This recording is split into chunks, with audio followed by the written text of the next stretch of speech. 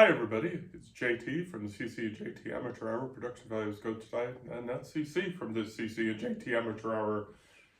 Where production values go to die. Happy Mother's Day to everybody. Thank you mothers for being awesome, and happy Mother's Day to the fathers who actually had to go out and get everything. Well, we should say Happy Mother's Day to anyone who mothers a child, whether you are male, female, or identify in any other particular way. Anyone who, and not only a human child, we have to recognize people who take in fur babies and, anybody who is a mothering sort of person.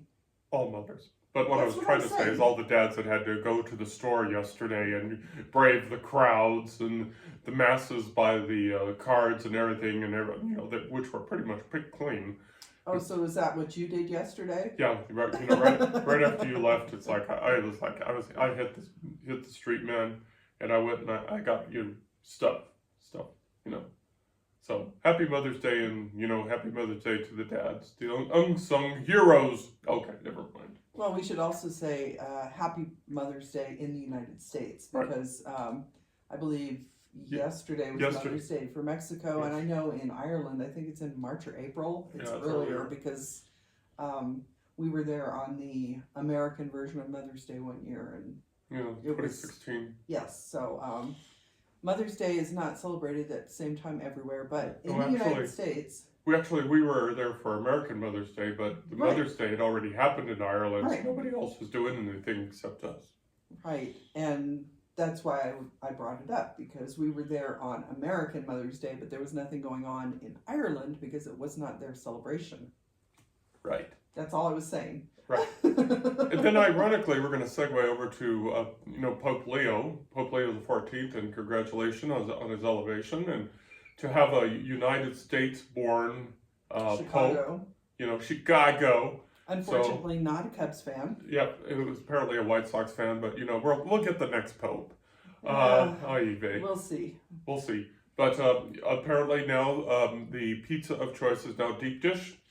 None of this New York City pizza crap. Deep dish Chicago pizza, and yay.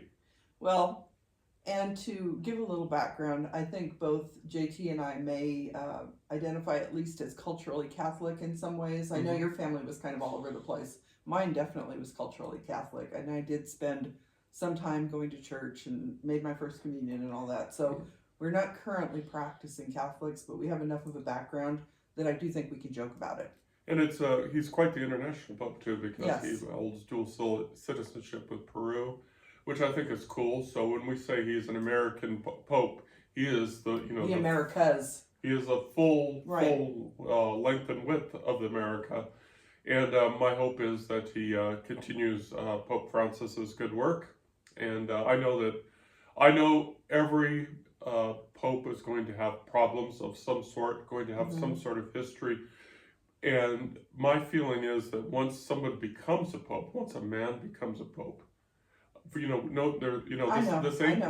same conclave. I know. But great movie, by the way. But once a man becomes a Pope, yes, I feel that they take on, not only do they take on the responsibilities and the traditions of their predecessors, right, but it's also a chance to reinvent themselves, yes, and find new paths in the future. They carry on some of their work that they brought with them, but also, they weren't the Pope before then, and once you become the Pope, that's a whole new world. It really is. And so I can only hope that not only do they carry on the good work of, Pope Francis, that they become a better person than they were, when they were a cardinal, bishop, et cetera, et cetera, et cetera. And also, we should point out that someone made the very good comment somewhere along the way in the reports that I was watching, that even a progressive Pope in the Catholic Church is not going to be as progressive as some people would like.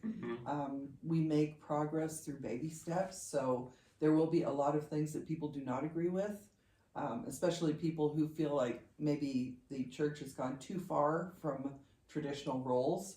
So, being in a position like that, you're going to have people that do not agree with what you're doing, whether you're not doing enough or you've done too much.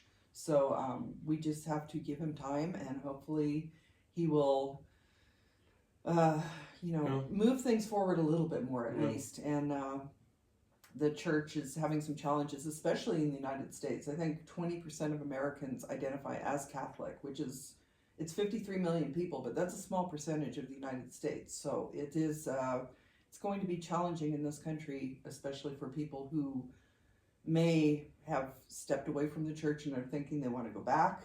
Some people are apparently going to the church for the first time. So it's just a very complex situation. This is a writing podcast, writing, but Cece was raised and did the catechism and did the got married in a Catholic church. Right. So it's a trigger, it's a button for her. For me, it's I hope, as I said, I hope the Pope continues good work, but I also remember the old ancient parable that when I'm driving down the highway at 65 miles an hour, when people go by me, they're idiots. When they go too slow, they're idiots, and when they drive, at the same speed of me, they're idiots. So, in other words, the point of the parable being is there's no way of making anybody happy when you're driving down the road as being Pope. So you just do the best job you can, and hope and pray for God's forgiveness, basically. Well, and you did mention this being a writing podcast. JT wrote a book that had religious figures in it. Mm-hmm. And, my thoughts about the Pope and how things may play out for him are related to, we mentioned watching Conclave recently, some of the fictional ideas, because fiction can always take us places where we don't go in real life, which we have really seen over the past several years, because the popularity of dystopian fiction, living through the reality of what has become a little dystopian is a very different thing than fiction. So I think as writers, sometimes we look at the difference between fiction and reality, and we can help use that to shape our future characters and our future stories. Yeah, we almost say every podcast that Mark Twain is famous for saying that, that fact, for fact versus fiction, fiction has to make sense. Mm-hmm. Real life doesn't have to make sense. Right. That's paraphrase, of course. But sometimes real life certainly doesn't make sense. No. Okay. We're not a political podcast. We've mentioned that before, but sometimes you can't avoid it because we deal with it daily. So that's all we're saying. Okay, we went down a rabbit hole there. Let's pull ourselves out of the rabbit hole and remind our followers that the Nevada Authors Network is out there now. Yes. We have started the Nevada Authors Network. If I'd been planned, I would have had the next author on the podcast on my screen here.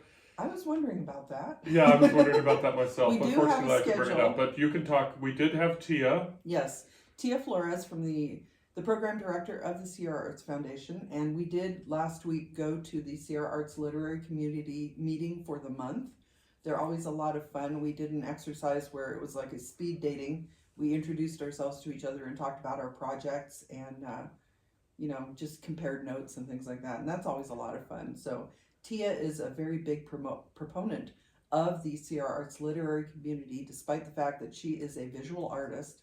She believes very strongly in the literary arts as well. She's just a proponent of arts in general. And I think we did an interesting interview with her for our first podcast because we wanted to give a little bit of background with our partners at the Sierra Arts Foundation, because this is what we're doing. 2 more books. Our company is partnering with the Sierra Arts Foundation for the Nevada Authors Network, because we're hoping to provide a platform that will introduce more Nevada authors to the public.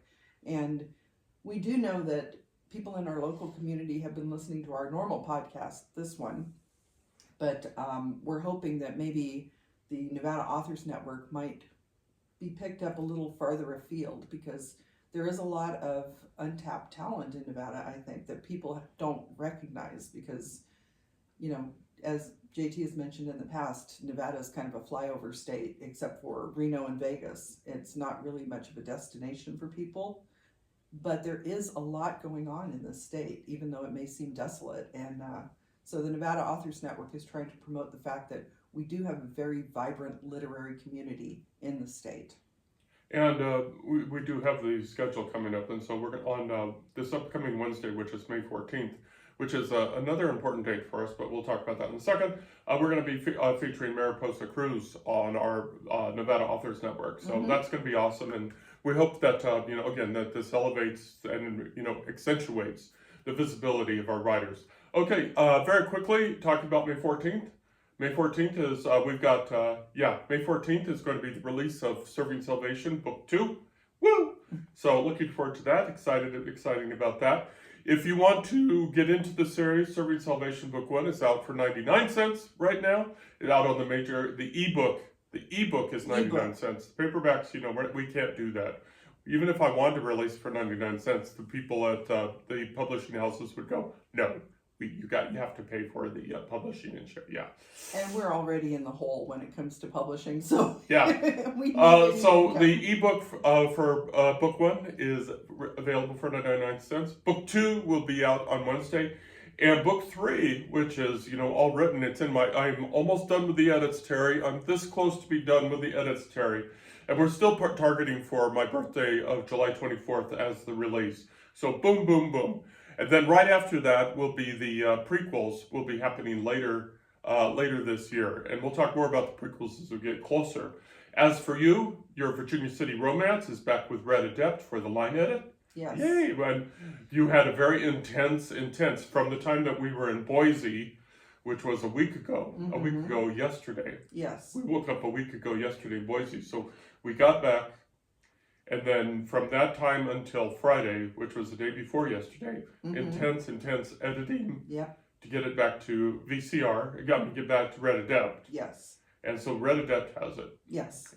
And with the target of your release date of June 26th. Right. My birthday. Your birthday. Woo! So that was an interesting situation because I got the edits, the creative edit back right before we went to Boise. It was a trip that we'd pre-planned because I went to a conference related to my former profession as archivist. And, you can never take the archivist out of the person. So I had to go connect with people. And so I knew it was going to be tough because I had a 2-week turnaround, but I felt pretty confident that I could do it. And I did. I did take it with me on the road. That was an interesting experience because I had to rewrite a couple of chapters, and the first day on the road, I had a notebook, and I sat down and I rewrote longhand one of the chapters that needed to be redone. So I think that was a big part of getting me into the zone, even though I didn't get any more editing done until we got home. But I had the time to have it going in the back of my mind while I was doing other things, and I think that's really helpful for me. My process is to kind of stew on things a little bit, and I had a flash of inspiration while I was on the road. Some of the things they actually talked about at the conference, because they did have at least one speech that is probably going to factor into one of the future books in the series because of the character.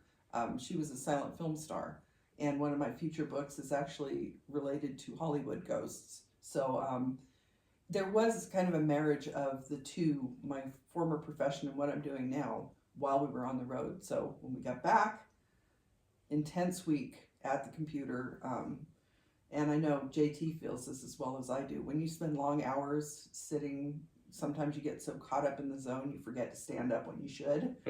By the end of the day, you're in pain, and my shoulder was feeling it, but got it done, got it back to Red Adept on Friday for my deadline, and waiting for the next round to come back. So hopefully we'll probably start the maybe the cover contest this week. Yep. So stay tuned for that. And also related to that, this week I'm sure we're going to be putting out our May newsletter, which is a little bit delayed because we were out of town last week when we would normally have sent it out. And then the third book in the Sheriff of Nevada series is it was with our creative editor, TerryCase.com. And so, she also did a road trip, and we hope that she had as much fun in that country as we did. Well, we hope she had much more fun. We hope you had more fun than we did. Ask us later about it. We'll tell you. I think we've mentioned it, but okay. So lots of book stuff going on, lots of book things going on, lots of business things going on. So we're keeping busy, Mm-hmm. and it's funny that we should mention this because yesterday we had the grandkids down, which is always fun. Our older grandkid is 14. 14, Mm-hmm. and every time that we see them, his voice drops a couple of octaves. And so right now, his voice is deeper than mine. His voice is way deeper than mine. And it's like very white, kind of deep voice. And at 14, JT is 6'5". Our older grandchild is rapidly catching up in height. Yeah, I and think that's fine. you may be surpassed. Yeah, that's fine, but it's like big guy. But the funny story is with the 10-year-old, Yes. with our younger grandkid. So you're taking them home yesterday, Yes. and So our grandkids are the children of our youngest daughter, who is the author. So they are well aware of the author life and what goes into writing a book. you poor kids. Yes. So going home yesterday, we obviously live in northern Nevada, and it is getting to be the end of the school year. So the younger grandkid informs us that they are soon going to Virginia City for a school field trip, because they tend to only have maybe one field trip a year, and it's usually at the end. And I guess with them being in 4th grade, that is kind of a common thing to go to Virginia City about that age, because they probably have talked about Nevada or something in Nevada history. So after the grandchild mentioned that, I said, oh, I just finished writing a book that I set in Virginia City. And the grandchild, 10 years old, says, I thought you were retired.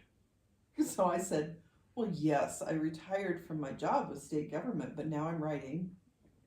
And so the grandchild says, you're writing and selling books. And I said, yes, but you're not retired, that kind of thing. And it was like the 10-year-old figured out pretty quickly that, grandma is not really retired if she's busy writing and selling books, because it's a lot of work. Which I thought was very perceptive, because like you said, both of them are, at the front line of their mother, always writing, editing, and publishing. And so they see firsthand, the challenges with it. So he picked up right away, or they picked up right away, how difficult, how challenging it is. And you're doing this in your retirement. You're not retired. You're actually working. And so every writer on the planet can suddenly relate to this story, especially those that do have an 8 to 5 or a full-time job. Yes. You poor, we've been there, and we feel your pain. And it's a situation now where in retirement, I think we're both thinking, how did we ever manage to do that? It's the same thing now that our kids are adults and out of the house. It's like, how did we get anything done with little kids around? And part of the reason our youngest daughter began writing, I think, was the fact that she'd seen me writing because I was stay at home for a long time and was trying to earn a little income, was not successful, but it was something that she felt comfortable after having seen me do it. I also went to school while she was younger, and she hasn't finished college yet, but she kind of dips her toe back in every once in a while. So our kids are very perceptive. Our grandkids are very perceptive, and it's not just ours. So, whatever you're doing, if you are working an 8 to 5 job and writing on the side and you have a family, your family may not mention it very often, but they do know what you're going through. They're watching they everything. Understand. Yeah, I think this is something that's lost, especially, as parents get busier. And this is something that my cousin-in-law probably could comment on too, Dr. Marissa, who is a MD, PhD psychiatrist who has a very successful podcast series of her own on how adults can be better parents. It's called The Parent Doctor. Yeah, and I'm sorry, say that again? The Parent Doctor. Parent Doctor. Look up The Parent Doctor, especially if you are a parent, because she's talking to you. She's talking to you straight. But I think one thing that she's probably said more than once is that, your kids are watching you. They're looking for you for clues on how to act in a social setting, and also clues on how to be an adult. Because while they may not consciously think it, eventually they will be it. Right. And so when they see somebody like Cece here, who is working every day, being a mother every day, and writing every day, these are clues that they are picking up on what it's like to be an adult. And our youngest grandchild, proved it just like that. You're not retired, you're working. And it's just funny how that all works together in a kind of a circle there. Right. And I had the thought that, briefly, well, I probably should be spending more time with the grandkids. But then I was also thinking about the fact that there is a lot of discussion these days about aging and about living an active lifestyle as an older person. And, I don't always feel like a senior citizen, but technically we both are at this point. And we are retired from My back is certainly a senior citizen. we are retired from a full career with state government. So I did realize that by maintaining this active lifestyle and doing things like, going out and starting a company and continuing to write, we are modeling for our grandchildren what they can do in the future because, lifespans do get longer and you don't have to stop living a productive life.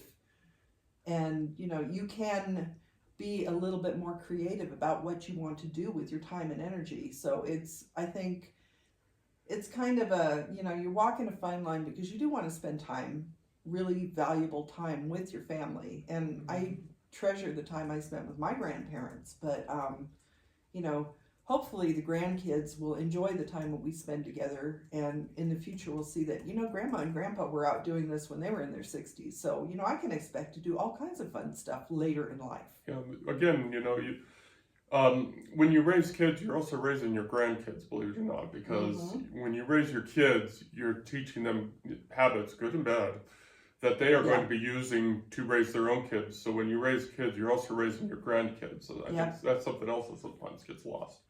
Lots of things. Okay, it still feels incredibly busy, but, I think we've really mentioned everything that, Do we want to go into this topic? Well, we can mention it briefly if you want to, because we did. Yeah, you seem to be push a button, talk for a few minutes mode. So it's the coffee. It's the coffee. We started this podcast years ago because, well, we wanted to find out what it was like. We wanted fun. We wanted to talk about writing. Mostly we wanted to drink coffee. And it gives us time to talk to each other because we do spend a lot of time together, but we don't always focus on each other. So during the podcast, it's more like we're having a conversation. And we're bringing ourselves up to speed. We're actually saying what's going on in our lives. We actually are articulating what's going on. So we get that out there. And sometimes couples live together for a while. They become quiet partners unless you're me, then you start saying a sentence and she finishes it, which she was doing really well this morning.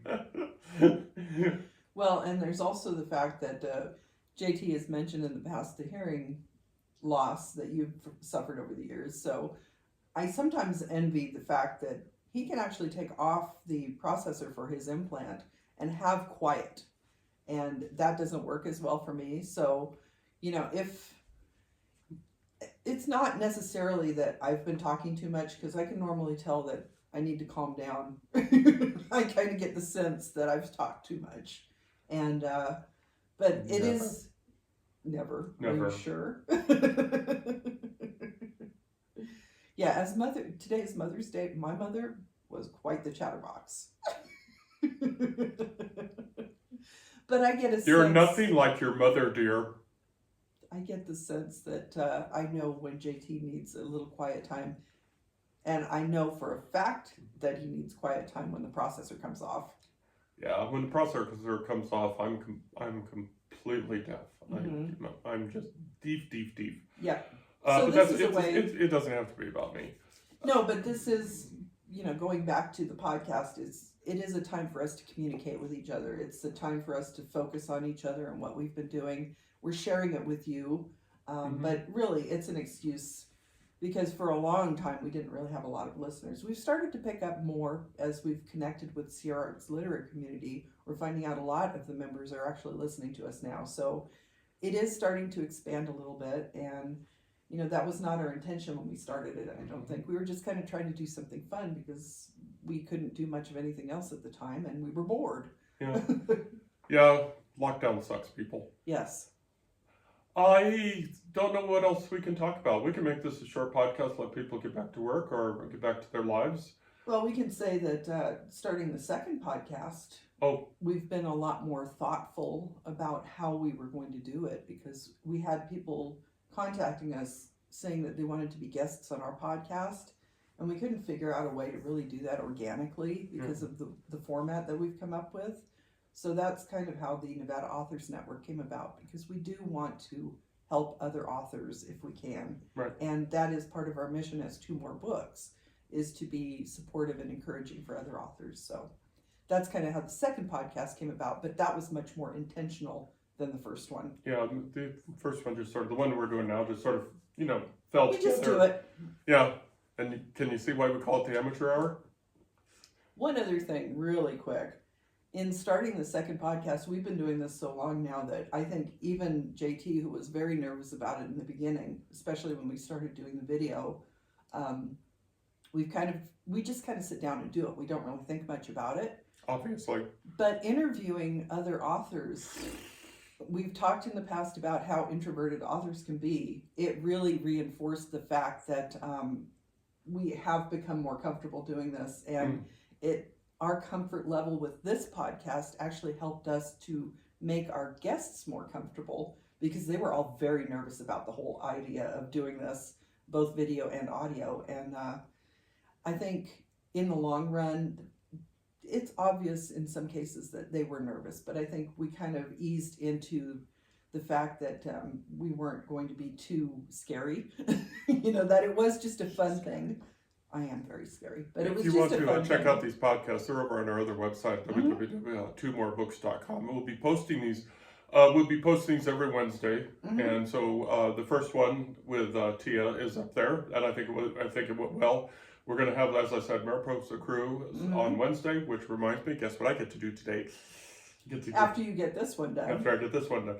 And then after that, we have 4 more recorded, and we have 4 more in the queue after that. We're going to be researching doing remote podcasts too. So that'll be interesting and fun. I don't know really what else to talk about. No, I think we covered it, but I guess, considering the time of year and everything, we're thinking a lot about the past and, people and interacting with people that we may no longer interact with, and interacting with new people. So it's funny how our life changes over time, and thinking back to when we started this podcast, and I think I felt more comfortable because I'd already been recording audio to go with videos that I was doing for my day job.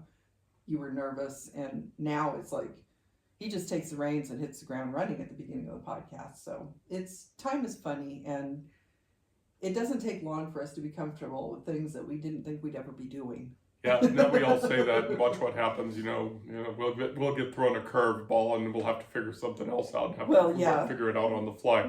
Another old cliche: man plans, God laughs. And I think the curveball would be that all of a sudden this becomes incredibly popular and well known, and we would not know how to handle that, either one of us. Yeah, so basically we say we're going to go ahead and sign off here pretty soon by saying goodbye to Susan, wherever you are. So you know which Susan I'm referring to, don't you? I don't know. We know several now. Susan from... Oh, Susan from Ontario, Oregon. It's Ontario, Oregon. We say hello to Susan from Ontario, Oregon. We dropped in at... Andrew's Seed Company in Ontario, because we discussed this a little bit last week, that I watch a garden vlog called Garden Answer. That is, the family lives in Ontario, Oregon, and Ontario is just an hour from Boise. So we popped into the garden center, Andrew's Seed Company, and of course I look out the door and JT is talking to Susan, who I recognize because it is the mother of the person who's normally on camera for this garden vlog.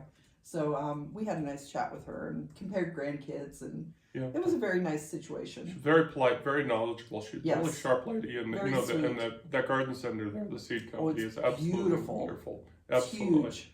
Yes. Okay. But life throws you curveballs, because I was talking about this with the grandkids yesterday. You never expect to meet the people that you watch on YouTube, because they are also very much into YouTube, and it's just life throws things at you that you don't expect. Yep. Okay. So that's it for this week's episode, folks. You can check out this episode, another podcast, and other videos, vlogs, or whatever the vlogs. What a word. Vlogs. You can reach those through our website, www.carsonhume.com, where you can find out everything about us practically. And you can, of course, buy our books. Check out the Serving Salvation books. Book 3 will be out in July, as we mentioned. So these will be a great summer read if you want a full series that will complete the trilogy. Yeah, maybe next week we'll talk about how this trilogy came to be, or maybe we'll Yep. just put it off until the third book is out there. But until then, Yep. you all take care of yourself. Please take care of yourself. Be good to each other. Be safe. And again, to all the mothers and everybody who is a mother, happy Mother's Day. Bye-bye. Bye-bye.